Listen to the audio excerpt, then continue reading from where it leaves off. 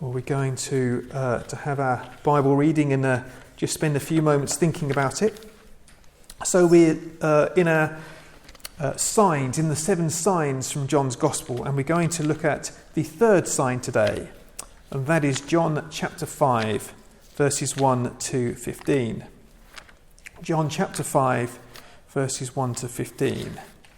And that can be found on page 1068. Page 1068 of the Church Bibles. This is the healing at the pool. The healing at the pool. John 5, 1 to 15. Sometime later, Jesus went up to Jerusalem for one of the Jewish festivals. Now there is in Jerusalem, near the sheep gate, a pool, which in Aramaic is called Bethesda, and which is surrounded by 5 covered colonnades. Here a great number of disabled people used to lie, the blind, the lame, the paralysed. One who was there had been an invalid for 38 years. When Jesus saw him lying there and learned that he had been in this condition for a long time, he asked him, "Do you want to get well?" "Sir," the invalid replied, "I have no one to help me into the pool when the water is stirred. While I am trying to get in, someone else goes down ahead of me." Then Jesus said to him, "Get up, pick up your mat and walk."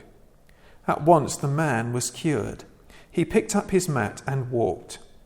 The day on which this took place was a Sabbath, and so the Jewish leaders said to the man who had been healed, "It is the Sabbath, the law forbids you to carry your mat." But he replied, "The man who made me well said to me, 'Pick up your mat and walk.'" So they asked him, "Who is this fellow who told you to pick it up and walk?" The man who was healed had no idea who it was, for Jesus had slipped away into the crowd that was there. Later Jesus found him at the temple and said to him, "See, you are well again. Stop sinning or something worse may happen to you." The man went away and told the Jewish leaders that it was Jesus who had made him well. This is the word of the Lord. Thanks be to God.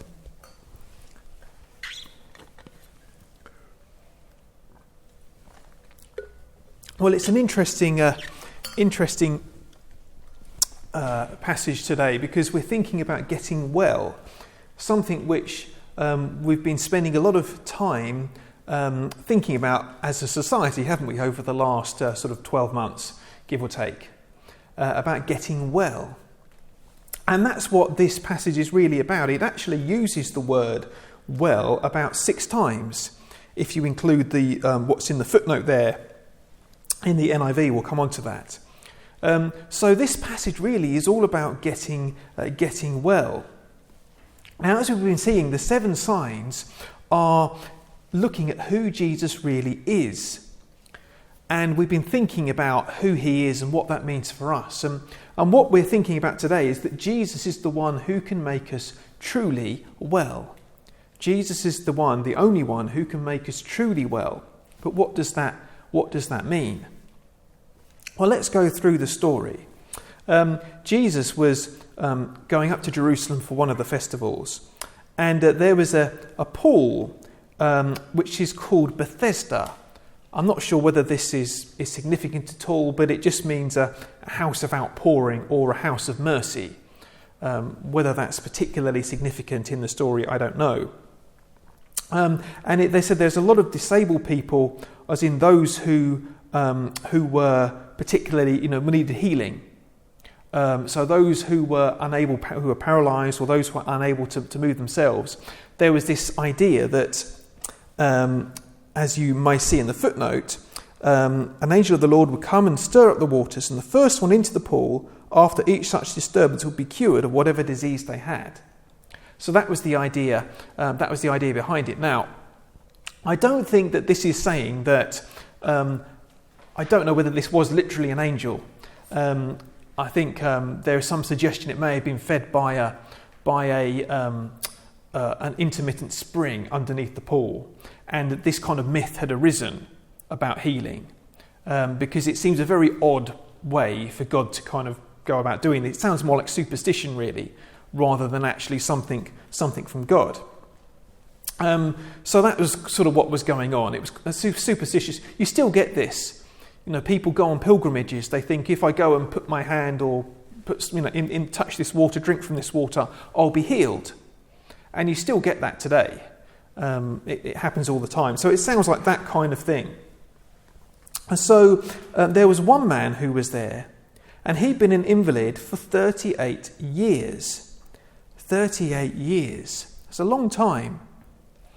Now, in the Bible, in John's Gospel in particular, numbers often mean things. Why the number 38? If you look up the number 38, it doesn't occur very often. In fact, I think it only occurs one more time in the Bible, which is in Deuteronomy chapter 2 and verse 14. Let me read that out, which says, and I can turn over the page. 38 years passed from the time we left Kadesh Barnea until we crossed the Zered Valley. By then, that entire generation of fighting men had perished from the camp, as the Lord had sworn to them. So this had happened as the Israelites were coming into the promised land. There'd been 38 years in the wilderness, and the one generation had died out because God had been displeased with them, and that this was before that they went into the promised land. 38 years, that's sort of a generation of God's displeasure and judgment. And I think we're meant to see, given what happens later, to hear echoes of that and think that this is actually what this man was going through in this particular case was linked with some sort of sin and judgment. And we'll come on to that a bit later in the passage. So Jesus says to him, "Do you want to get well?" Which you might think is a pretty funny question to ask. I mean, that's why he was there. But he says, "Do you want to get well?" And he says, "Well, I haven't got anyone to help me into the pool. I've been here a long time, but whenever I'm trying to get in, someone else goes down in front of me." And you think, well, what was his faith really in? Was his faith in God, or was his faith in Jesus, or was his faith in this kind of superstition and in the pool? Well, Jesus instantly he comes back and says, "Look, just get up, pick up your mat and walk." And it says, at once the man was cured. At once. There wasn't any need for anything else to happen. It's just like that. The man was cured. And he was able to get up. He picked up his mat and he walked.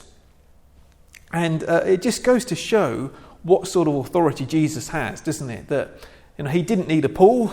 He didn't need the water to be stirred. He just needed to say, "Get up, pick up your mat and walk." And that was it. The man was healed instantly. The kind of the authority that Jesus has is amazing. And then we have this little episode here with the Jewish leaders. So because what had happened was on the Sabbath day, they see the man carrying the mat and they say, "The law forbids you from carrying your mat." Now, if you look at the Ten Commandments don't just say, "Remember the Sabbath day and keep it holy." It doesn't say, "Don't carry a mat around on the Sabbath day," or "Don't heal anyone on the Sabbath day." It doesn't say that. But the Pharisees had made a whole bunch of laws to kind of, try to ring fence the Ten Commandments to make sure they never ever broke one. And unfortunately, I think what happens here is a sign of what is to come, which is that they were putting their own laws above the laws of God. They were putting their own interpretation of God's laws above God's laws. And you think, what does it say about them that they would rather quibble about someone carrying a mat on the Sabbath day than the fact that someone was healed on the Sabbath day? Now, you have to think, what kind of mentality would you have to think about, that those laws being more important than what Jesus had just done? It is astounding, and I think this leads on, of course, to what happens to Jesus, as we know, of course, the events of Good Friday and so on. This is what happens. This is setting the scene. It did make me think, though, a bit about, the spirit of Pharisees is alive and well a bit today. It made me think actually about some of the regulations that we've got at the moment. There was I saw footage last year. There was a funeral, and people were sitting much like you're sitting now. And during the funeral, I think it was the wife of the deceased started crying, and one of her sons, or two of her sons, went up to put an arm around her to comfort. And the funeral, the manager ran in and said, "No, get apart, mustn't do that." And I just thought, it's so sad, isn't it, that we can't be, I think there's a place for rules, but I think we have to have these things kind of. It's important to be human, isn't it, as well, especially at those times, I think. And I think that was probably going too far. But there we go. That's just what it made me think of. So anyway, Jesus, he finds this man at the temple, and he says, "See, you are well again." So, well, there's that word again. You are well again. And he says, "Stop sinning, or something worse may happen to you." What does Jesus mean, stop sinning or something worse may happen? Like I said at the start, I think what we're meant to see is that this particular condition that the man had was in some way as a result of his sin. Now, before I say anything else, it's important to remember that this is not the usual way that God does things. So I don't want you to think that every time you get a cold or whatever, every time you have an illness or anything wrong, that's a result of sin. In fact, we're living in a fallen world, and that's just what we expect. So, illness, death, and sin, it's not a judgment on sin necessarily on us directly. But for this man it was. And I think it's important to remember that sometimes it can be. And probably not very often. But this is what Jesus said. And he says, "Stop sinning or something worse may happen to you." So he was saying that this particular judgment on was meant to bring him to repentance, to help him to understand what was coming down the road. And we know, of course, that when we die, then we face God's judgment. And that is what we really need to be worried about. It's not about whatever may happen in this lifetime. It is actually what happens when we die. That's what we should really have our eyes on. And Jesus said, actually, he can heal from that. That Jesus can make our bodies well. But actually, the more important thing that Jesus does is he can make our souls well. And Jesus can bring us healing at a level which is beyond, flesh and blood. But he can bring healing to our souls, to our minds, to everything about us. So that the physical healing is important, but Jesus can bring healing which is more than that. And I just thought, in conclusion, that this is a challenge to us at the moment, isn't it? Because we've been thinking a lot about being well, like I said, and it's important to be well. It's important to, not to take unnecessary risks. It's important to kind of try and keep each other safe, all of those things. But at the same time, we need to remember that there is a being well which is more important than being physically well, which is being spiritually, our souls, spirits, whatever you might want to call it. Being spiritually well is far more important. And that's something that we need Jesus for. Only Jesus can save us from that condition, from the condition of sin. And we need him. And we need to have that eternal perspective, like he said. Now, like he said to the man, "Stop sinning or something worse may happen to you." We need to remember what the something worse is. And we need to remember that Jesus is the one who can forgive us and heal us in that situation. So rather than looking to all of the rules, and rather than looking at kind of superstitions and things to help us, we should be looking to Jesus. And we should be looking to him as the one who is able to save us and to make us well at every level.